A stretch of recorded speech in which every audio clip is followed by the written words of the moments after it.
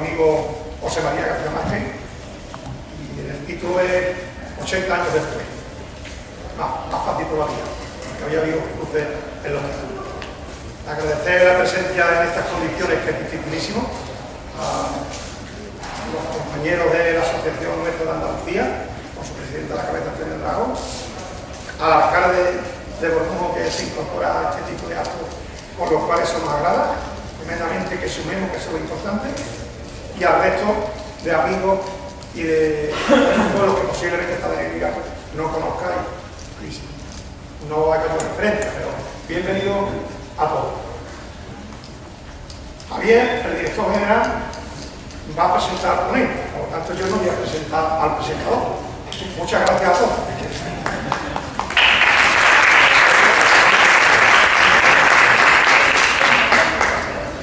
Bueno, yo creo que ya estamos mejor, ¿no? A ver, primero agradeceros a todos vuestra presencia aquí en una hora intempestiva, pero no olvidemos que hoy es 19 de julio de 2016, se cumplen 80 años de muchos de los sucesos que José María se va a referir hoy. Entonces, era bueno también contextualizar las fechas, ¿no? Porque las fechas, aunque no sean conmemorativas en este caso, sí son de recuerdo y nos ponen el foco en lo importante.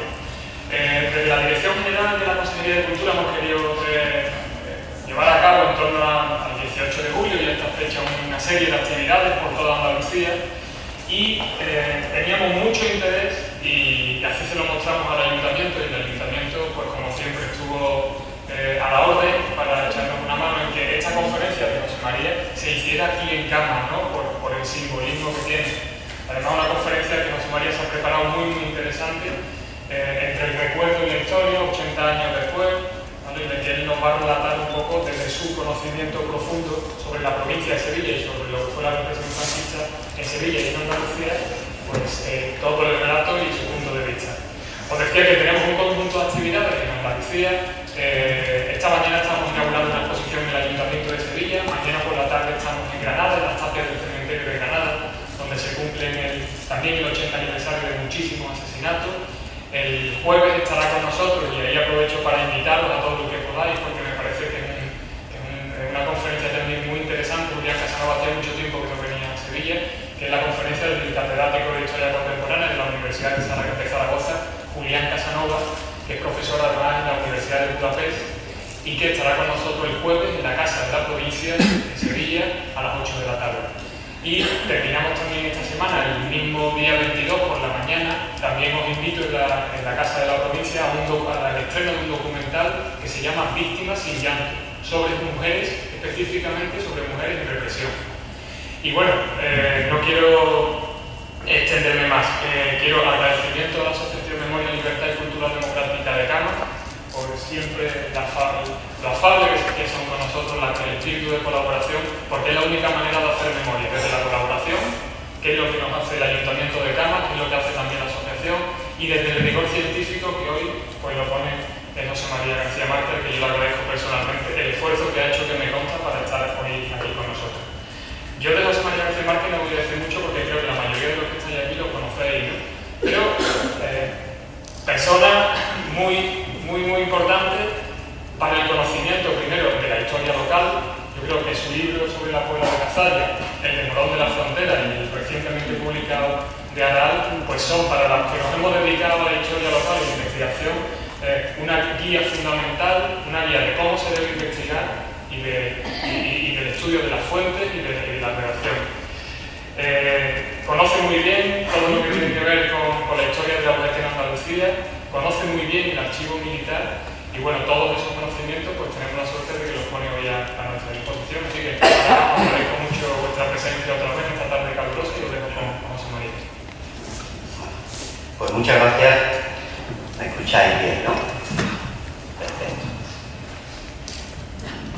Efectivamente, yo tenía interés, cuando me lo comentó Javier, que una charla que se diera un día como hoy necesariamente tenía que ser conmemorativa de dónde estamos, ya que se cumplen 80 años. Antes que lleguemos al centenario, que veremos a ver cómo se cumple, pues deberíamos de hacer una pequeña reflexión de por dónde vamos, dónde estamos, y no vamos muy bien. La verdad es que esa reflexión no es para echar las campanas al pueblo. Menos mal que en Andalucía estamos un poco, unos escalones por encima del resto del país, pero no vamos bien, porque 80 años son la suma de 40 y 40, es decir, 40 de dictadura, de Franco, pero luego ha habido 40 de transición hasta la Constitución y democracia. Entonces, si se ven así los 80 años, el panorama es muy diferente, ¿no? Yo venía pensando cuando venía para acá, no, es que luego hago otra cosa, pero venía pensando en unos vecinos de Cámara, de aquí de Cámara, que mataron el 24 de octubre del 36. Era un grupo de 7 vecinos que los habían procesado en un consejo de guerra, los habían detenido la semana siguiente, después de estar ocupado Cámara, llevaron a Sevilla y lo procesaron, ¿no? Entonces eran 14 en total, pero a estos 7 los sacaron del procedimiento, aunque estaban a la disposición de un juez, y se lo llevaron a la tapia del cementerio de Sevilla y al Dios de Muera. Eran luchadores de aquí, de Cámara, y gente que de una forma u otra se había destacado en lo que fue la lucha reivindicativa. Estaba Juan España, que era uno de los dirigentes que tuvo el sindicato, la Unión Local de Sindicatos, el Sindicato de Orientación Comunista, que era el mayoritario en Cámara, un gran luchador. Estaba el hijo del maestro Punto, como le llamaban, que era José Asensio Durán, otro dirigente también comunista del sindicato de carpinteros en Sevilla y en Cámara, en los dos sitios.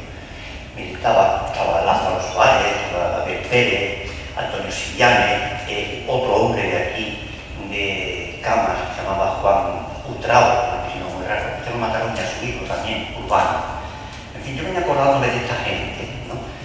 Porque los mataron a las 3 de la madrugada, no una hora, porque se llevaban una hora fusilando, ¿no? En la tarde del cementerio los sacaron de la delegación de orden público en la calle de Jesús del Gran Poder y los llevaron ahí. Ese día, cuando estaban fusilando a ese grupo de personas, eran en total 35 los que mataron esa noche. Pues ese día, cuando estaban fusilando, llevaban la mitad, que llevaban ya 50 minutos fusilando. Imaginaros con la parsimonia que se tomaban los fusilamientos, porque a la gente, por si no lo sabéis, las mataban amarradas de 2 en 2. Imaginaros los que estaban en el camión esperando su turno. El camión lo ponían contra la pared, ¿no? Porque los bajaban casi siempre al culatón y casi siempre los tenían que matar allí mismo abajo, porque muchos no se querían poner ni siquiera de pie.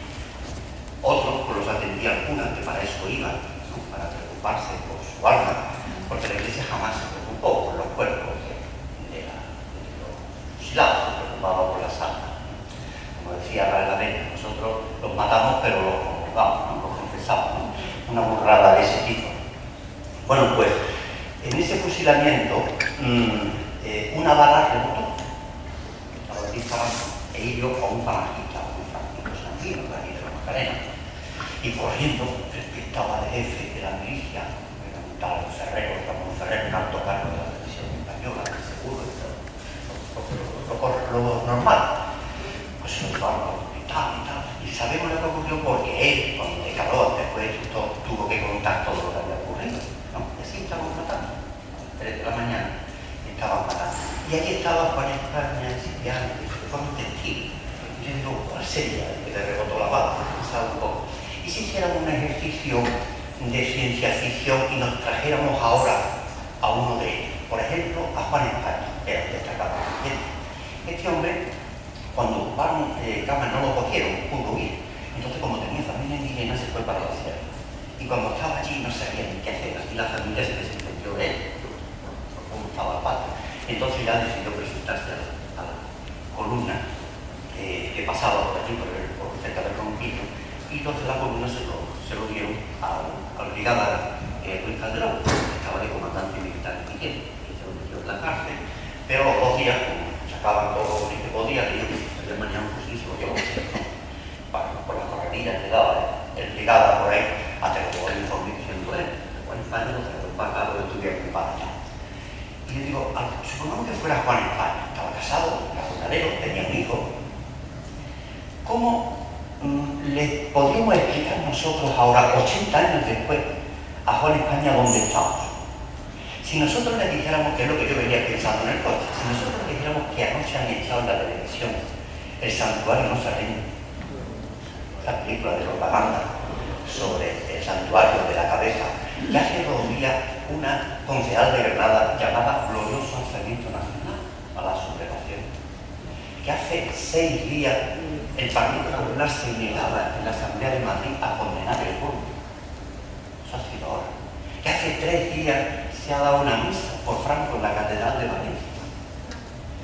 ¿Cómo le contamos nosotros eso a Juan España? Sería difícil que nos pudiera entender. ¿Y si le dijéramos que este país lleva 40 años de democracia? Lo entendería menos. Porque si le decimos que Queipo de Llano, que lo mandó matar, está ahí enterrado en la Macarena, que el cortijo más importante de Cama, el de Gamboa, es de su familia. Y hay una fundación, Queipo de Llano, que asiste a los niños de Pálido, que no asistió para nada a los niños de los fusilados de Cama, a otros de Pálido. Yo no terminaría de reaccionar a ver dónde estamos. Pues efectivamente, es difícil saber dónde estamos.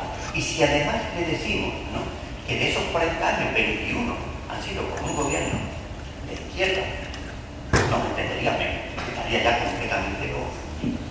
Porque a este hombre nadie le ha restituido los bienes que le quitaron.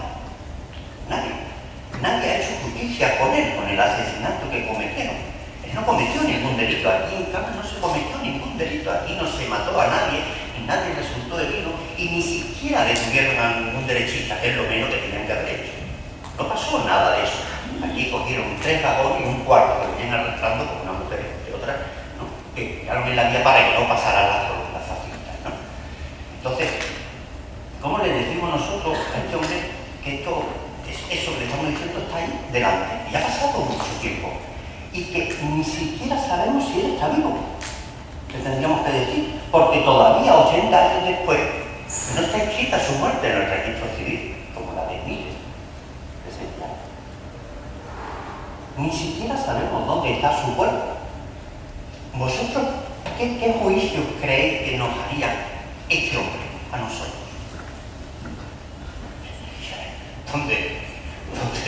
¿Dónde he vuelto yo? ¿Sigue el franquismo gobernando? No creo caso. O sea, teníamos que contestarle, mira, una cosa parecida, una cosa así. Bueno, pues ese es el panorama que se tiene que interrogar la memoria. La memoria hay que dejarse de tanto rollo y empezar a situarnos cara a cara con las víctimas y ver qué respuesta le estamos dando a ellas. No a la sociedad en abstracto, o a aquel grupo, al otro grupo, sino a las víctimas. ¿Qué le podemos decir nosotros a las víctimas? Porque pasan los años y llegamos al centenario, ya mismo, ¿no? Y ya, para la mayoría de la juventud, esto que llaman la guerra civil, que aquí no fue una guerra, ¿no?, eso que llaman la guerra civil es como si hablaran de la guerra de Cuba o de la guerra de la independencia. Porque a nadie le han dicho nada en los colegios. En ningún instituto lo han tratado. Ya ven lo que es la televisión y los medios. Entonces, ¿cómo va a reaccionar una sociedad que ni siquiera tiene información sobre lo que ocurrió y donde todo vale?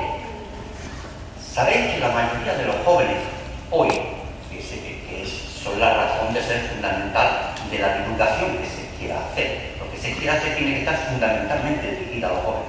Y no suele haber muchos jóvenes en esto, lo lamentable. Pero ahí tiene que estar dirigido. La mayoría de los jóvenes, cuando tienen que buscar alguna información, la suelen buscar en Internet. Hoy día se utilizan las redes sociales y sobre todo Internet. Y en Internet yo he observado, por ejemplo, en los institutos, lo han dicho nuestros profesores, y también en la universidad, acuden con muchísima frecuencia a la Wikipedia, como una forma rápida de obtener un conocimiento sobre un hecho puntual determinado. Si quieren saber quién es Queipo de Llano, pues aquí lo meten, o si quieren saber, pues, claro, si un chaval de Cama se va a la Wikipedia y mete Cama para ver la historia de Cama, ¿qué va a encontrar? Pues va a encontrar que un grupo de mineros con dinamita vinieron a a luchar contra el bando nacional, que fueron emboscados. Eso es lo que dice la manifesta. ¿Pero qué es eso? ¿Cómo se puede decir eso? ¿Emboscado? ¿Será traicionado? ¿Cómo emboscado? ¿Cómo bando nacional? ¿Qué más? ¿Desde cuándo las bandas armadas se llaman bando nacional? No se puede llamar así, no se puede confundir así. Pero si quieres saber qué pasó en Cama, no encontrarás ni un solo renglón en la Wikipedia. Haced la prueba.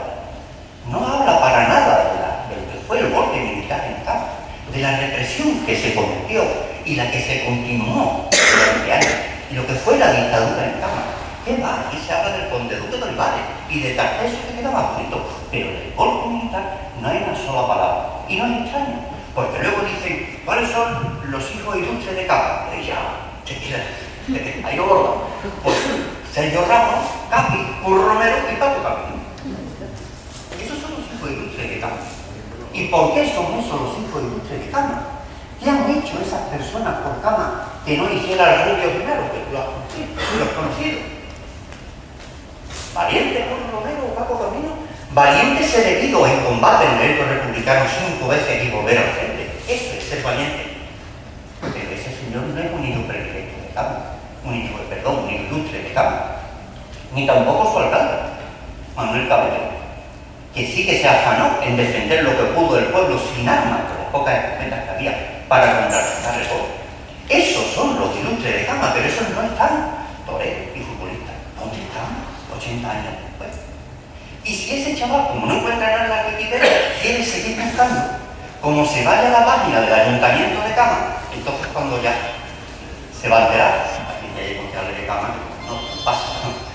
Porque en la historia de Cama no hay ni un solo renglón, nada, absolutamente nada. Otra vez Tarteso y conde duque de Olivares, y se ha acabado. No hay nada. Eso no ha existido, o sea, el suceso más importante de la historia local de este pueblo no existe en la historia. Está borrado. ¿Por qué? Ahora eso sí, termina y vienen los 6 alcaldes del periodo democrático de Cama, desde el 79.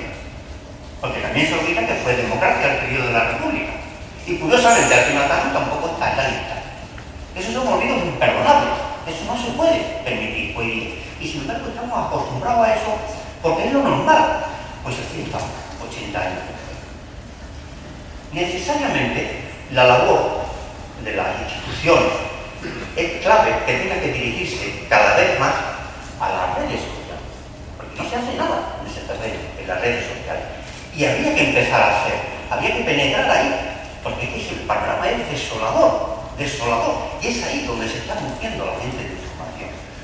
Por más motivos, habría que configurar equipos, configurar temas y saciarlas. La Wikipedia, que está llena de revisionistas por un tubo, no se hace un trabajo de ningún tipo para la Wikipedia. Y se dicen cosas ahí verdaderas, borradas. ¿No? Luego ha estado haciendo un trabajo de acá y menos mal que han decidido quitarlo, porque era una porquería lo que tenían puesto, una fabulación, una manipulación descarada de la historia. Eso no se puede permitir, porque estamos bien. En definitiva, el panorama no es muy halagüeño. Bueno, tanto porque vean, no por otra cosa. Quiero pegar la bronca. Pero bueno, en definitiva, que el panorama es así. Como digo, costaría trabajo explicarle a este hombre, a Juan España, o a Nico del Maestro Punto, a cualquiera de estos, o a Manuel Gallego, un barbero de la clase que también lo mataron, a Julio Suriani, que también lo mataron. Yo no sé cómo se les podría contar a esa gente lo que ha ocurrido. Sería bastante complicado.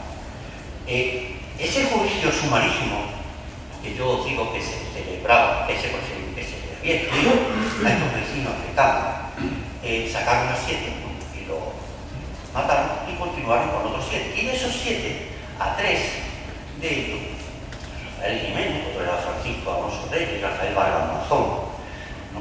El primero vivía en Sevilla, estaba en Cama también cuando lo cogieron.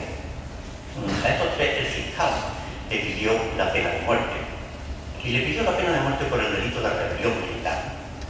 Voy a ver qué decía el Código de Justicia Militar, que era el delito de rebelión militar, porque no lo sabe. Y que son reos del delito de rebelión los que se hacen en armas contra la Constitución del Estado republicano.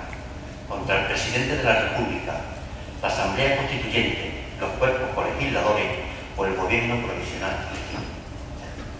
Con este delito. ¿Qué pasa? Que no le importó un rabo en el código, porque como esto lo había cambiado la República a los 7 días de llegar, cambió el código de justicia militar, ellos lo ignoraban y seguían buscando por el militar. Y pidió el delito de la pena de muerte por el delito de rebelión militar. Y decía el fiscal, en el acta del Consejo de Guerra, que no se detenían testigos de personas de orden, porque los testigos tienen que ser personas de orden, no cualquiera, eso no sirve de testigo en la justicia, entre comillas, militar, porque habían desaparecido, no estaban en el pueblo, eran mentiras. Pasa que sobre la marcha aquí tenían a todos los derechistas que quisieran para declararlo afuera, ¿no? Pero sin embargo tenían el informe de la Guardia Civil, un informe como solo el informe de la Guardia Civil de esos años, la cosa más vergonzosa y miserable que se pueda echarnos a la cara. Llevo años y años de mi vida viendo el informe de la Guardia Civil y yo me cuesta sangre llamar a ese cuerpo benemérito. A mí. Pero luego nunca lo llamaré mientras no me salga la Guardia Civil diciendo que pido perdón por las burradas, crímenes y mentiras que vea. Eso lo mantengo donde sea. Porque el que vea esos informes verá hasta qué punto se conoce lo que son los retiro. Bueno, pues como tenía el informe de la Guardia Civil, pues eso sí servía para que la rebelión no retorne en el futuro. Mira, hicieron la pena de muerte y los mataron a los presos. ¿Quién era el fiscal? ¡Ah, Dios! El fiscal era un prócer de la transición y de la democracia, Antonio Pedrol Ríos, el gran Antonio Pedrol Ríos, el decano del Colegio de Abogados de Madrid, el presidente del Colegio de Abogacía de España, el gran luchador por la independencia de la justicia, el que se gana la lengua, ¿no? Diciendo que no se podía politizar el derecho. Ese senador, por nombramiento de Juan Carlos, ¿no? Por cierto, llevamos 80 años sin elegir un jefe de Estado. No lo olvidéis también. Y tampoco sería fácil explicarle a Juan de España que siguen gobernando los monopolios. Ya hemos complicado todavía. Pero bueno, pues ese señor, ¿no?, es el que se jacta de esa petición en ese Consejo de Guerra que mata a esos vecinos de campo. Pues luego este señor, pues, es un demócrata de toda la vida. Un gran demócrata. Y yo no dudo que una persona pueda cambiar y de ser un fascista redomado llegue a ser un demócrata. Yo no lo dudo. Pero lo que yo sí tengo que plantear necesariamente es que no se pueden esconder las biografías. Este país, la historia ha ido por un camino, ¿no?, y la memoria por otro. Pues aquí se ha borrado lo que se ha querido, y aquí cualquiera puede decir que eres un demócrata. Pues no sé. Tú no eres un demócrata, tú eres un fascista, tú eres un responsable de crímenes contra la humanidad, y mientras no lo admitas, no se te va a escuchar y te puedan vivir lo que tú quieras. En eso habría que seguir que sí, pero no pasa nada. Aquí en este país no pasa nada.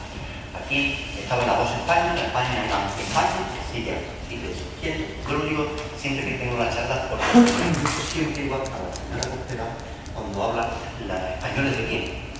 Porque los españoles de bien, ¿no?, siempre digo españoles de bien son de bien, porque la lengua es del 36. Los españoles de bien, los otros no son españoles, son la anti-España. Efectivamente, aquí hubo dos Españas, España y la anti-España. Decía el poeta Jorge Guillén, que lo recogía, decía, dos Españas, en efecto, una asesinó a la otra y el país quedó perfecto. Un poeta asesinado, mucha gente asesinada sobre el crimen en un estado y aquí no ha ocurrido nada. Esa es la verdad. En nuestro país reflejada por un buen poeta como fue Jorge Guillén, ¿no? Veréis, en las investigaciones que se están llevando a cabo desde los últimos años, estamos teniendo un problema operativo importante. El no contar con testimonios de protagonistas, de partícipes de los hechos. Es un problema ideológico. Un joven que tuviera 18 años, en julio de 36, pues tendría 98. Y independientemente de esa edad, había que ver la capacidad física y psicológica que tuviera esa persona para poder colaborar y prestar un testimonio adecuado.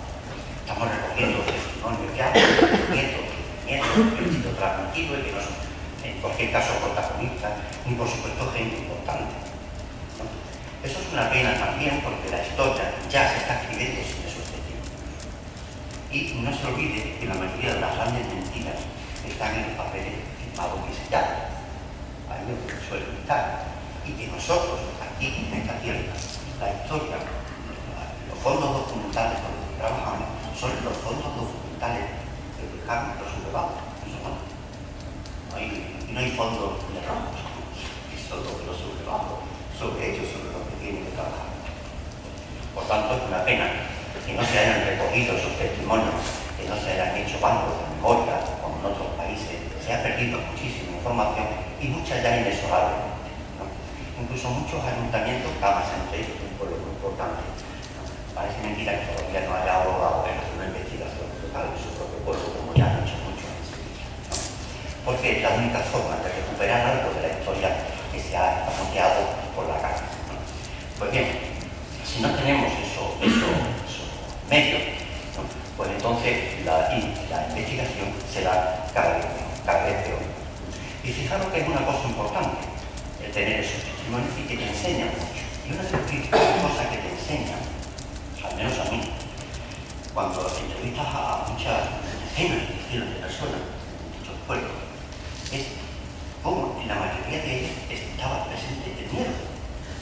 Cosa que tú decías, pero cómo 30 años después, 35 años después, 40 años después, todavía para hablar conmigo, tenía que quedar en una hora tarde, se bajaba la persiana, se bajaba la luz, aquí no, ten cuidado, no digo esto, que no se publique, no saca mi nombre, todavía ese miedo permanente.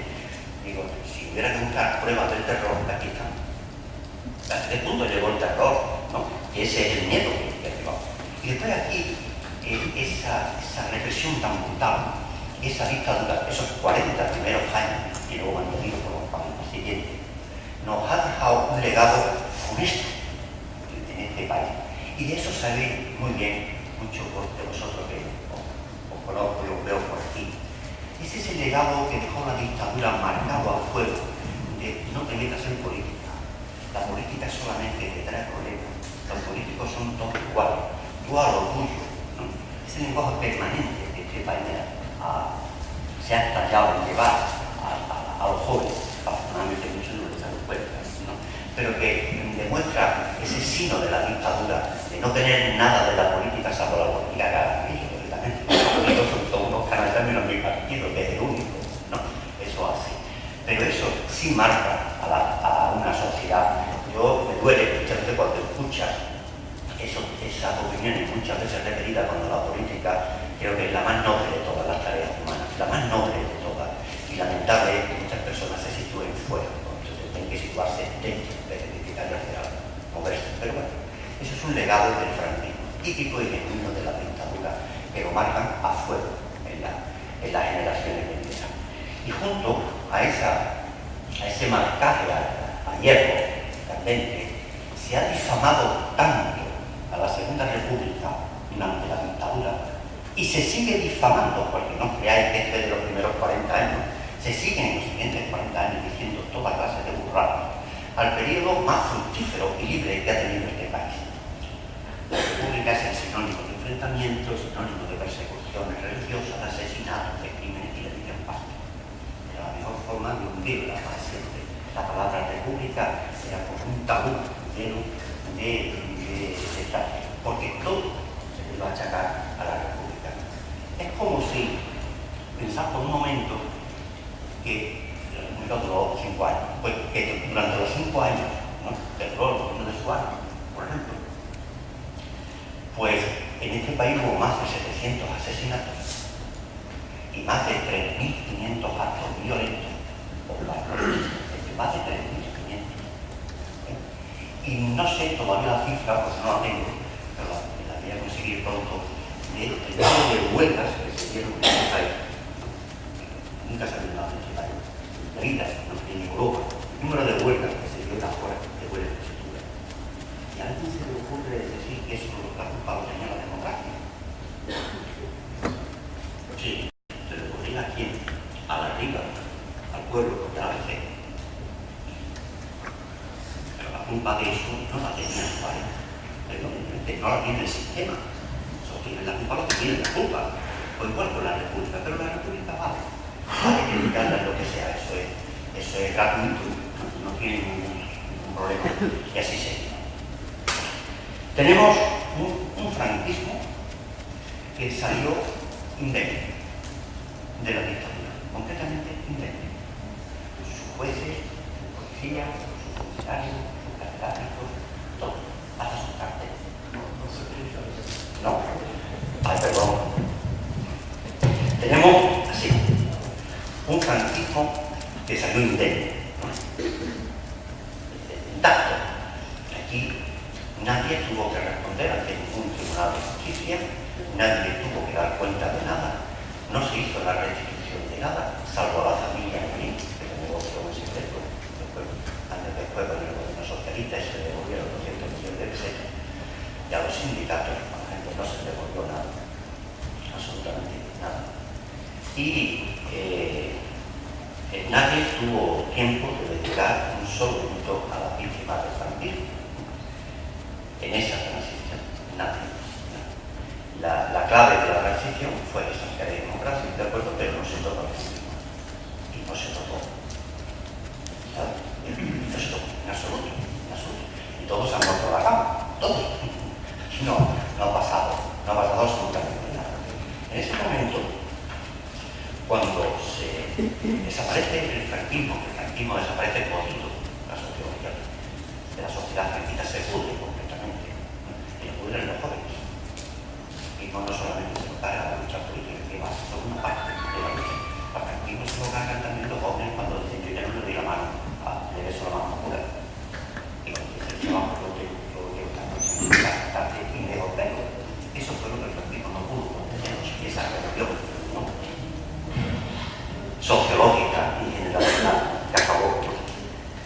Pero fijaros que cuando el barco se empieza a hundir en esa tras la dictadura, pues inmediatamente surge lo que suele surgir en esas ocasiones, que son los partidos de centro. El centro es una cosa que se hace y se deshace con ella como la masa del pan, puede hacer los votos de la forma que quiera.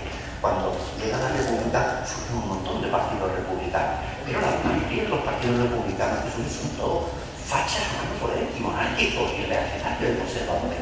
Había uno que se llamaba el Partido Republicano Progresista, que no me recuerdo a otro de ahora, pero bueno, soy de menos, ¿no? Eran de esos partidos que sirven, decían, sirve para ir, para venir, para quedarse, o sea, realmente, lo que tú quieras, ¿no? O igual, eso se hizo aquí por la UCD, ¿no? Entonces, la derecha se metió en tromba en la UCD, salvo la Fieri Banderera, que se quedó en la Alianza Popular.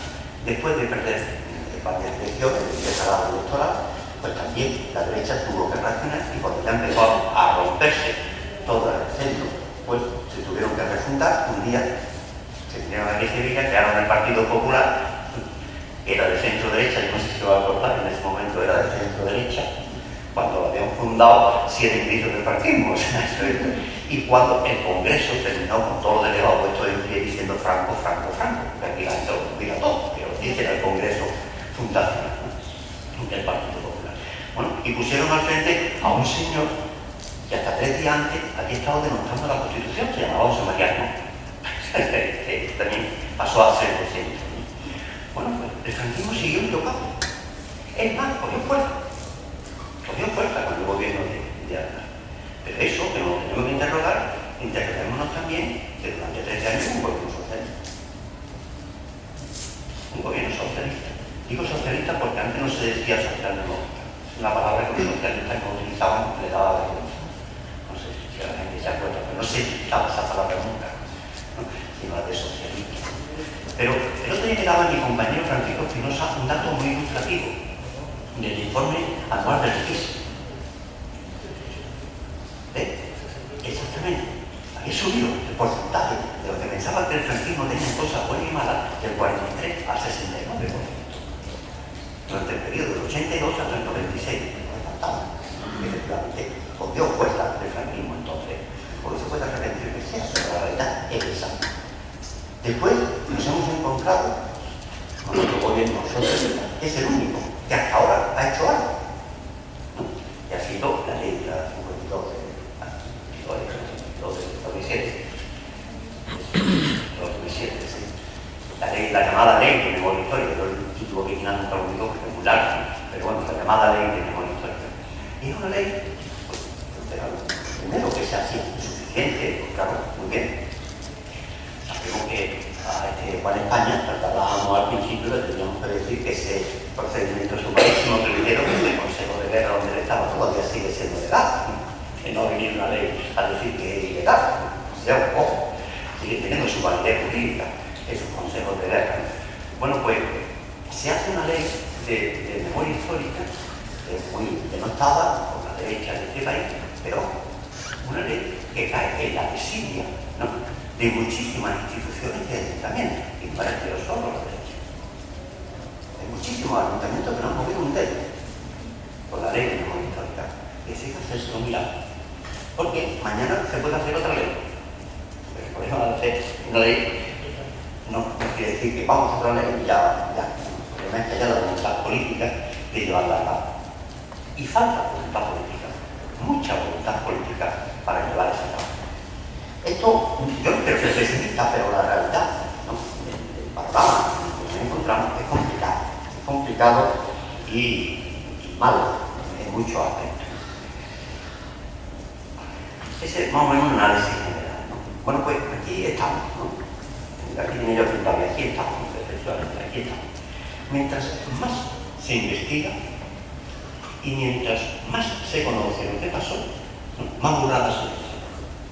Porque como no tenemos capacidad de difusión, como no van a los colegios ni a donde tienen que ir, ¿no?, pues tú puedes investigar lo que sea, tú puedes saber ya, ¿no?, porque ocurrió muchas cosas y se siguen diciendo las tonterías puertas, porque están metidas ahí y para qué se va a molestar la gente en investigar o en leer.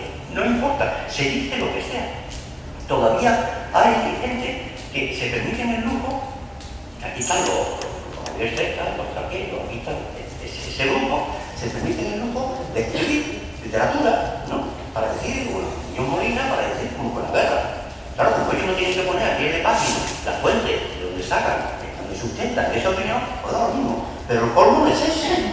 El colmo no es que escriban eso. El colmo es que luego quieren hacer pasar por real y objetiva la historia que ellos escriben. Esa es lo que faltaba. Esa es lo que faltaba. Porque ahora estamos en la época de los neutrales.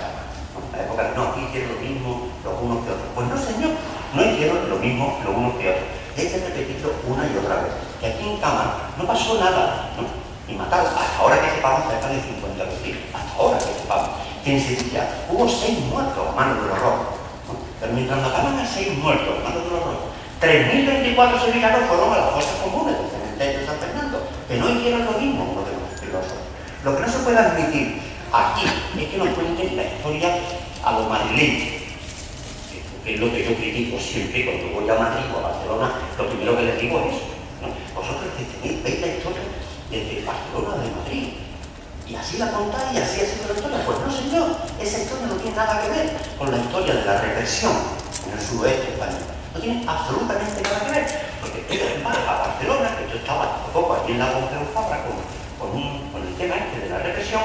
Pero es que ellos saben que en toda Cataluña fueron 3.352 las personas ejecutadas por el franquismo. 3.352, que es casi la mitad de lo que mataron en Huelva. Que 4 pueblos de Sevilla llegan a esa cifra. Entre ellos había 7 mujeres y aquí hay 700. ¿De qué me estás hablando? No admitamos que nos den esa versión y que empecemos a reconocer y a conocer la historia de otra forma, no como nos cuenten, que no, porque todavía, estamos en el 2016, todavía he leído en el periódico hace 4 días, un tonto, una energía de Sevilla escribiendo de ese periódico tan de derecha, más de derecha que la de centro, parece como si fuera de centro, ¿no?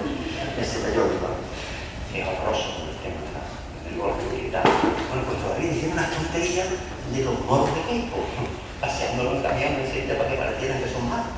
Pero es que son tontos, es que todavía estamos en eso.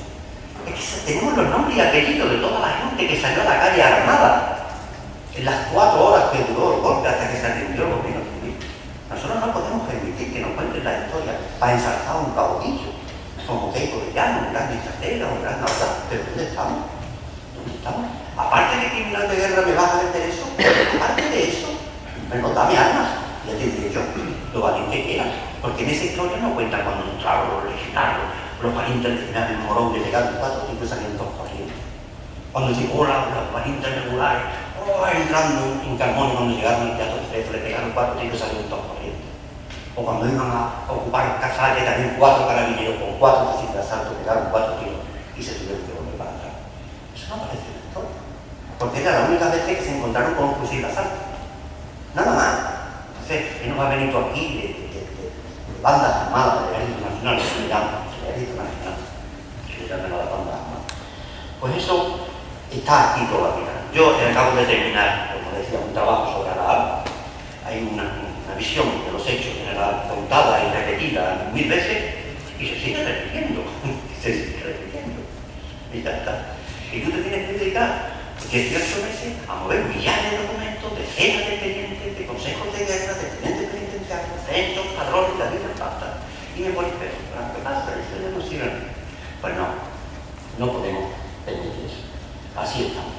Así estamos y es normal que mientras eso ocurra, la derecha franquista, porque yo la llamo franquista porque es neofranquismo puro, que recordar a alguno que se le llame, para mí es puro neofranquismo, y se demuestra fácilmente, porque no, nosotros no somos franquistas.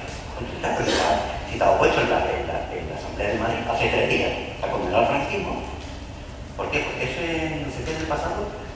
¿Otra vez con lo del pasado?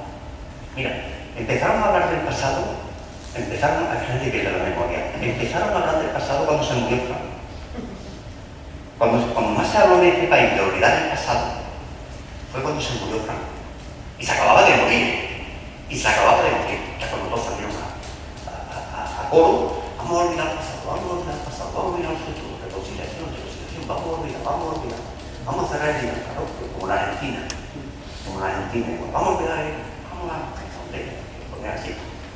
Y así se dice el Partido Popular que se opone, esto es ridículo, se opone a que le quiten los honores, las distinciones honoríficas a Carlos Arias Navarro. A Carlos Arias Navarro, porque ofende los sentimientos de su familia. Yo no sé cómo. Y sale la hija del gran Yahweh defendiendo la honorabilidad de su padre por encima de los canales que quieren cargarse su memoria. Y sale un juez de Sevilla, ¿no?, diciendo que no se le puede quitar a la calle a José María Oporni. Eso pasaba en Sevilla, no sé si lo va a acordar, que puso el ayuntamiento entre las calles la de José María Oporni, que era el dueño de la nube del campo, era todo un personaje. Este señorito, en la tarde del 19 de julio, en la noche del 19 de julio, a ver qué se fue con su amiguito, le pasaron todos los que tenían su avioneta en el aeropuerto, se pusieron a disposición de Queipo de Llano y se dedicaron a lo bonito. Lo bonito era con su avioneta y a bombardear los pueblos porque nadie le iba a hacer daño aquí. Bueno, pues el señor juez Teruel, que fue el que rechazó por petición de su sobrino, ¿no?, decía que este hombre no participó en la sublevación, que se unió como piloto civil y que además murió en el 38, murió de un accidente de avión, cuando todavía no había empezado la dictadura franquista. Se podrán aquí mayor ignorancia, pero si se puede ver este país un día antes del 38, no después que la gente la va bajando. Pues esto así, y ahí sigue la calle. Pues bueno. En definitiva, que hay que corregir muchas cosas, hay que actuar, ¿no?, decididamente, ¿no?, en el terreno de la memoria y de la historia para poder desbrozar y limpiar, ¿no?, lo que se está viniendo encima, sobre todo en estos últimos años. El gobierno del Partido Popular ha sido horroroso, porque el Partido Popular, que hay que recordarlo, vosotros conocéis a una mujer que se llama Soraya Sáenz de Santa María, seguramente la conoceréis todos. Esa mujer suele salir los viernes en televisión. Esa es otro programa, pero el programa de ella lo echan los viernes. Los viernes por la tarde, a la hora del telediario, cuando sale su programa, pero lo vean. Entonces, siempre que sale esta mujer, siempre dice lo mismo, ¿no?, casi siempre dice lo mismo, que el gobierno está para hacer cumplir la ley. Lo importante para el gobierno es la ley, que lo que tiene que prevalecer es el imperio de la ley. Eso sí, una ley, el programa, eso es una serie, está todo bien, eso lo podéis ver cuando queráis. Pero siempre se les olvida decir que ellos están para hacer cumplir las leyes que a ellos les importen. Las leyes de que no les importan no las cumplen, porque no les da la gana. Así, tal como suena. Llama la atención que nadie se lo diga. Porque la ley de memoria histórica ellos no la cumplen porque no quieren. Como no quieren cumplirla, pues eso no es ley. O sea, eso es una ley de los rojos, digamos, pensarán, pero no la cumplen. Así. En definitiva, se oculta la historia, se borra la historia y se mantienen estructuras, ¿no?, mediáticas que siguen favoreciendo el golpe de otra lectura. Un artículo de Paco Pinoza, si lo ha leído, lo publicó el otro día, recordaba las palabras de la DC cuando llegó el aniversario diciendo: hoy, si nosotros tuviéramos que elegir bando, estaríamos en el bando nacional. No sé si esto es claro, ¿dónde en qué bando está tú? Bueno, por si acaso nos hemos confundido, ¿no? Bueno, pues así estamos, ¿no? El hecho es que bajo este prisma, un poco desolador a lo mejor parece, pero bajo este prisma es donde hay que recordar, ¿no?, lo que pasó aquí con la Cataluña. Bajo este prisma, o sea, ¿dónde estamos?, ¿no? Y traer al recuerdo a un puñado de trabajadores, no se conoce la cifra exacta, unos 300 y pico, 300, 400, no se ha podido determinar con exactitud, que vinieron a defender la República y sufrieron la traición de la Guardia Civil, la misma traición que tuvo toda Huelva por la Guardia Civil, salvo 4 casos, ¿no?, dignos del odio. Y Sevilla, en toda la ciudad de Sevilla no hubo uno solo que se pusiera a favor de la República, uno solo. Eran 278 los guardias, eran todos. Y la provincia, que eran casi 500, ¿no?, fueron, creo que son 4. Porque algunos, ellos mismos lo mataron, no por haberse puesto a favor de los republicanos, sino por no haber actuado contra los republicanos. Como pasó en Villena, como pasó en Catalla, como pasó en los comandantes de Cuenca, de Carmona, que se pusieran a favor de la República, de hecho, sino que se primero y no acudieron. Bueno, pues esa tradición es lo primero que hay que destacar. Eso es lo que hay que levantar. Y además, contar la historia un poco más completa. Es importante. Primero, la columna, como se llama columna minera, no olvidéis que ese es el nombre que le pusieron los soldados. No era el nombre que traía de la columna minera, no se llamaba así, porque entre otras cosas, casi la mitad de los que venían no eran mineros. Venían de jornaleros, herreros, vaqueros, de todo venían en lo que fueron recorriendo por los pueblos. Después se acentúan los protagonismos, porque ellos también manipularon la historia en ese sentido. Ellos que tenían tanta gana a Luis Cordero, el diputado, que lo presentaban como el gran jefe de todo, como el organizador de la columna, como el encabezador de la columna. Pero Luis Cordero no era capaz de ejecutar un tiro de la columna. Luis Cordero era un representante del Partido Republicano Democrático Federal, no tenía fuerza ninguna, porque el reclutamiento lo hizo el sindicato minero. Fue el que hizo el reclutamiento. Y fue Rafael Jurado Chacón, entre otros que también venían de la columna y también lo ocultan, el que organizó la columna. Y hombres que pasan desapercibidos y dieron su vida por ello. Federico Isidoro, de Rosario, el presidente del sindicato minero Río Tinto, este también venía de la ciudad aquí en la columna. Este también lo hirieron y volvió y pudo salvarse, llegó a Río Tinto, lo y lo mataron. Pues esta gente, ahí cuál es su nombre. La columna viene también Juan Tirado es el presidente de la Diputación de Huelva, pues también lo ocultan. ¿Por qué lo ocultan? Juan Tirado, ¿no? Pues ahí está en la columna. Y vamos, esto efectivamente. Y la historia hay que contarla en su dimensión, sin ocultar cosas, porque no sirven para nada ocultarlas. Dejemos que sean otros los que nos manipulen, pero nosotros nos tenemos que esforzar por saber todo lo posible que podamos documentar. Se suele contar la columna minera, que he escuchado muchas veces, una decisión un tanto constreñida. Y llegaron los camiones, cuando venían por la mañana, entonces la Guardia Civil lo estaba esperando y disparó. Y uno de los camiones que llevaba la mitad de todo, como se ha contado siempre. Sin embargo, no fue así. No fue así. Primero que la Guardia Civil puede disparar. Y ya la Guardia Civil matan unos pocos. Entonces la gente se baja de los camiones y van todos a ponerse a salvo. Ahí la venta chica, la venta dulce, ponen todo. Y es después, bastante después, cuando uno de las alcanza el camión y explota. El camión de la dinamita. ¿No tiene importancia? Pues sí la tiene, porque la historia siempre es bueno ser lo más fiel que pueda, ¿no? Y saber que hubo 25 muertos. No, señor.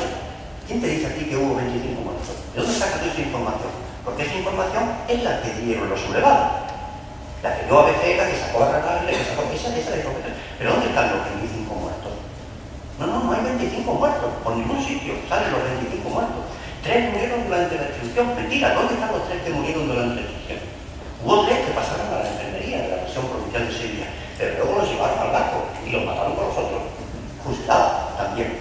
Pues esos datos es importante, el rigor siempre tiene su importancia, aunque parezca mentira que bueno, ¿qué más da? No, ¿qué más da? No, es importante conocerlo porque denota una forma de enfocar los casos, que no le va a quitar en absoluto ni mérito a esas personas, ni brillo a esa gente, ni mucho menos. Pero nosotros tenemos la obligación de ser lo más rigurosos posible, porque si no, nosotros mismos nos desmentimos lo que podamos decir, ¿no? Hay que decir que los que organizan la columna son un grupo de dirigentes muy determinados. Esos dirigentes son Salvador Moreno, que es el alcalde de Huelva, con ellos porque se reúnen en el Tribunal Civil, Diego Jiménez Castellano, que es el gobernador civil de Huelva. Con él están en esa reunión el teniente coronel de la Guardia Civil, Julio Flores, y el teniente coronel de Carabineros, que era de Sevilla, pero estaba en Huelva en ese momento, que era Alfonso López Vicente. Allí también está Rafael Jurado Sisocón, presidente del sindicato minero. Allí está Juan Tirado Figueroa, presidente de la Diputación, y los diputados Luis Cordero y Juan Gutiérrez Pérez. Son ellos los que deciden, bajo las instrucciones del general Pozas, que era el inspector general de la Guardia Civil, y los pocos militares, los pocos de altos rangos que se ponen al servicio de la República, no se olviden, son los que les ordenan que organicen una columna inmediatamente para ir a oponerse al golpe de Sevilla. Esa columna, como sabéis, los trabajadores no se fían de la Guardia Civil, era para menos muy difícil fiarse de la Guardia Civil después de lo que había hecho durante la República, ¿no? Hay una investigación muy buena sobre eso, sobre los crímenes de la Guardia Civil, ¿no? Y entonces pues salen antes ellos, la Guardia Civil, que cuando llega el señor Aaron Bombera, que manda el grupo de guardias civiles, pues ya eso lo sabéis, pues se va a la capitanía, se pone a disposición de Keiko de Llano, y Keiko de Llano mismo le dice, bueno, vete para allá, y tú mismo lo interpretas, o no, pues guardias civiles más, que no son solamente ellos, van más a interpretar. El que más se destaca en esa, y lo saco a breve, pero el que más se destaca en el ataque que le hacen a la columna es un teniente de la Guardia Civil que se llama Antonio Morillo. Y digo Antonio Morillo porque yo siempre que voy a San Lucas, hacia Tomar Café, la primera calle por la que paso es la del teniente Morillo. Y de todavía, que el traidor el teniente Morillo siga teniendo su calle en la familia, los Morillos en San Lucas son la Biblia en paz. Eso no se puede permitir, es que no se puede permitir. O sea, alguien tendrá que decirle al alcalde, a otros, ¿pero tú qué haces con la calle del teniente Morillo? Eso es una ignominia a las personas que murieron aquí. Pues no sé si se entiende. Eso es una ofensa de un traidor, ¿no? De esas características tiene una calle. Pues eso, que hay que actuar en todo lo que se han conocido una serie de nombres más que van saliendo poco a poco. Sabéis que se recogieron nuevos cadáveres, sabéis también que el Ayuntamiento de Cámara, ¿no? Ordenó con el juez municipal de Ramón Payán que se hiciera la autopsia. Y lo digo porque los elevados no hicieron autopsia nada, y los republicanos sí la hicieron. Sí, se hizo en Constantino, se hizo en un víctima, se debía sincero la autopsia por los ayuntamientos republicanos. Se le dio un enterramiento digno también a esos miembros. A dos más los cogieron en San Lucas, uno todavía vivía, que murió, pero después no sabemos su muerte cómo se produjo, pero bueno, casos que murieron, dos más, ¿no? Y se han conocido por inscripciones que se hicieron posteriormente en algunos registros civiles, sobre todo en ese de Cámara y otros de varios de Río Tinto, los nombres de algunos más que pudieran estar entre los 4 cadáveres sin identificar que se recogieron. De esos cadáveres, 6 en la autopsia habían muerto por herida de bala, por su vida, ¿no? Y los otros habían muerto por metralla, es lo que yo decía de los tiempos. Recordad también que los dirigentes de cogieron de Huelva los mataron a todos, no hay un grupo muy nosotros que todos los que pudieron se salvaron, empezando por Luis Cordero. Curiosamente, y el de destacar y de reconocer, allí se quedaron el coordinador civil con el teniente coronel de la Guardia Civil y el teniente coronel de Carabineros. estaba con muchas respeto por cual eso fue importante, porque también a esas personas hay que homenajearlas. También quiero seguir por la República y por esta República. Pero lo bueno sería dedicar un año, por eso te digo, no echando mucho, ya me conoces, pero bueno sería que algún año le dedicaría un aniversario al 23 de julio, por ejemplo, cuando se convocaba. No solo la columna, también tiene su historia. También la tiene. Entonces, eso también es importante. Y que, bueno, yo diría que poco a poco pues, empezaran a aparecer, como en Francia, no sé si la habéis visto, en la ciudad francesa, esas placas, ¿no? Aquí vivió fulanito, que lo mató el vecino, aquí vivió el meganito, que fue fusilado. Pues aquí había que poner unas cuantas placas. Aquí vivió, aquí estuvo, tal. Y recuperar esas historias, porque son historias de vecinos del pueblo, que a todos nos deberían interesar. Me acuerdo de un vecino de Cámara que se llamaba Juan Camarena. Juan Camarena, sí. Posible, por eso lo digo, lo cito porque los apellidos que son así no normales se suelen encontrar familiares. Pues que un hombre estaba en la cárcel de Sevilla, porque lo habían implicado en un hurto que había habido aquí en Cámara de unos cerdos. No se sabía y había unos cuantos que lo habían cogido y estaban metidos. Pero no se sabía nada. Lo que pasa es que cuando yo volví allí, ¿no?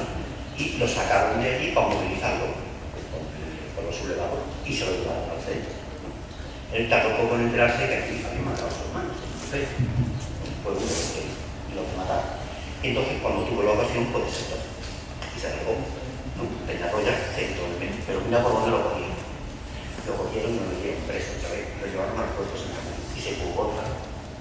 Y lo cogieron otra vez y otra vez se fugó 3 veces. Son historias que son más importantes que la faena que le ha hecho para más, son bastante más importantes. Al final lo cogieron 4 semanitas cerca de Machuelo, en Córdoba. ¿Qué dio matar? La versión oficial dice que fue al intentar huir. Famosa ley de fuga, ¿no? Pero así terminó la vida de Juan Camarena, Capote, se llamaba Capote, ¿no? Ese fue su vida. Bueno, pues esta es una historia pequeña, pero ojalá el tiempo vaya avanzando y todas esas pequeñas historias cobren un poco de vida, porque es lo menos que se les debe a tantas personas víctimas de la represión. Nada, muchas gracias.